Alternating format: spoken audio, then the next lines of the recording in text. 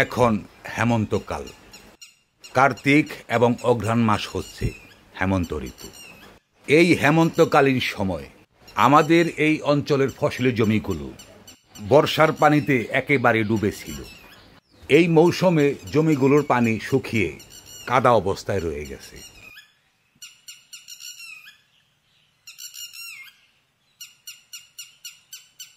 এই হেমন্ত ঋতুকালীন সময় দিনে কিছুটা গরম থাকলেও সূর্য অস্তের পর থেকে হালকা ঠান্ডা নেমে আসে।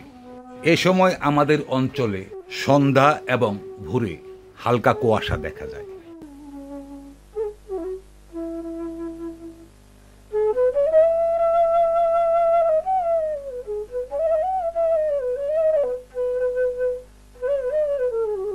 এই হেমন্ত ঋতুতেই কাদার মাঝে ফেলতে হয় ইরি ধানের বীজ। এই ইরি ধানের বীজ প্রথমে ভালোভাবে পানিতে ভিজিয়ে রাখতে হয়। পরে পানি থেকে উত্তোলন করে এই ইরি ধানের বীজ ঝাঁকা বা টুকরিতে রাখতে হয়। এই ধান থেকে শিকড় বের হওয়ার পরে পরবর্তীকালীন এই ইরির বীজ কাদার মাঝে ফেলা হবে চারা বানানোর জন্য।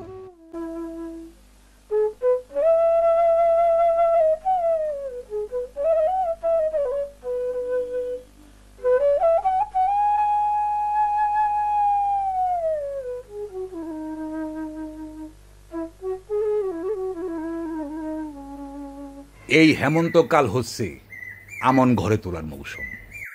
কৃষকদের এই আমন ধান জ্যৈষ্ঠ মাসে রোপণ করা হয়েছিল। জমিতে রোপণ করা এই আমন ধান কার্তিক এবং অঘ্রাণ মাসে ঘরে তোলা হয়। এক সময় এই আমন আবাদের উপর নির্ভর করত গোটা বাংলাদেশ। সেই সময় এই ইরি প্রজাতির ধান ছিল না। এক সময় এই আমন ধান যার গোলায় অধিক থাকত তাকেই ধনী বলা হতো।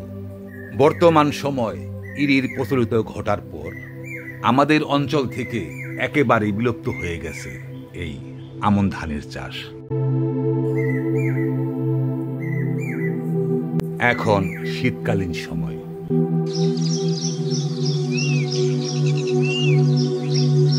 পৌষ এবং মাঘ মাস হচ্ছে শীত ঋতু।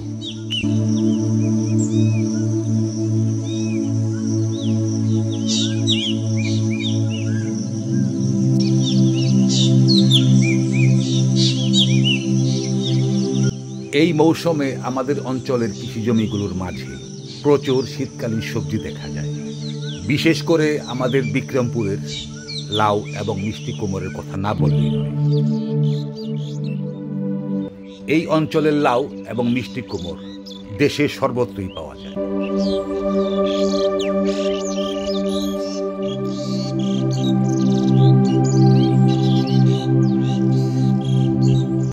আমাদের অঞ্চলে গৃহপালিত গবাদি পশুর ঘাসের খুবই অভাব, যার ফলে এই অঞ্চলের গৃহস্থরা তাদের গৃহপালিত গবাদি পশুর জন্য এই ঘাস অন্যান্য ফসলের মতো জমিতে রোপণ করে।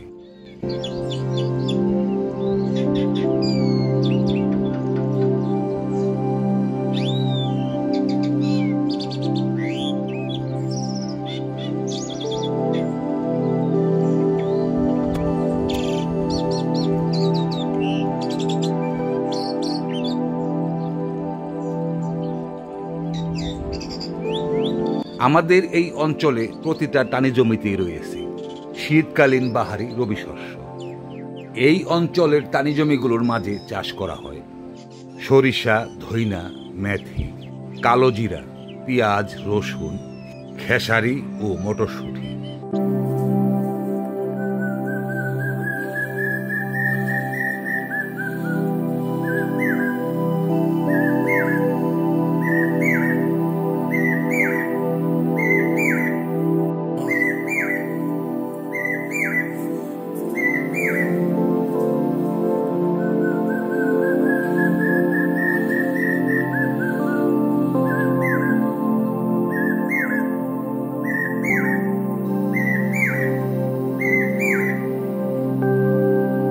আমাদের অঞ্চলে এই দুপা জমিগুলোর মাঝে এই শীত মৌসুমে রোপণ করছে ইরি, বুড়ো সহ সকল প্রজাতির ধান।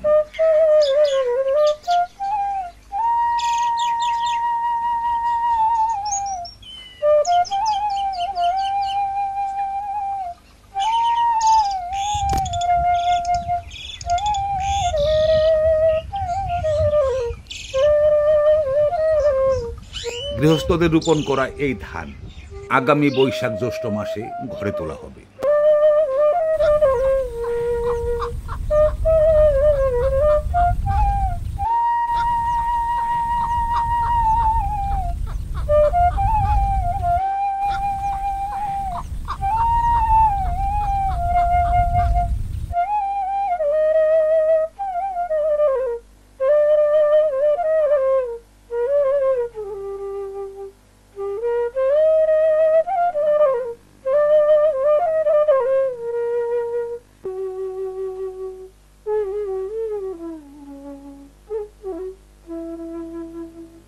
আমাদের মুন্সিগঞ্জ জেলা বিক্রমপুর এবং ঢাকা জেলা নবাবগঞ্জে পুরুষের পাশাপাশি নারীরাও অধিক পরিশ্রমী হয়ে থাকে।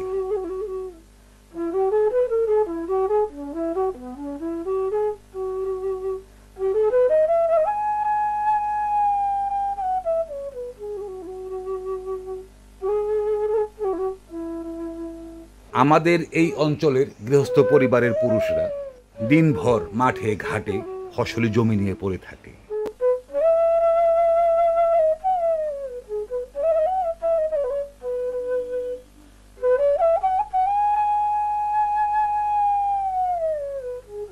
অপরদিকে এই গৃহস্থ পরিবারের গৃহিণীরা সংসারের যাবতীয় কাজ করার পর এই গৃহস্থালী কাজ সামাল দিয়ে থাকে।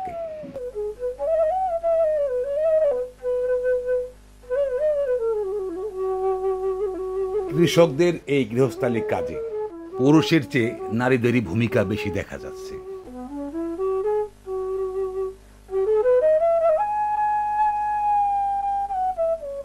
আপনারা দেখলেন মুন্সিগঞ্জ জেলা বিক্রমপুর এবং ঢাকা জেলা নবাবগঞ্জের প্রত্যন্ত অঞ্চলের চিত্র। পরবর্তী নতুন ভিডিও পেতে চ্যানেলে সাবস্ক্রাইব করে যুক্ত থাকুন। সকলের সুস্বাস্থ্য কামনা করে আজকের মতো এখানে বিদায় নিচ্ছি। কথা হবে পরবর্তী ভিডিওতে। সকলে ভালো থাকবেন, সুস্থ থাকবেন। আল্লাহ হাফিজ।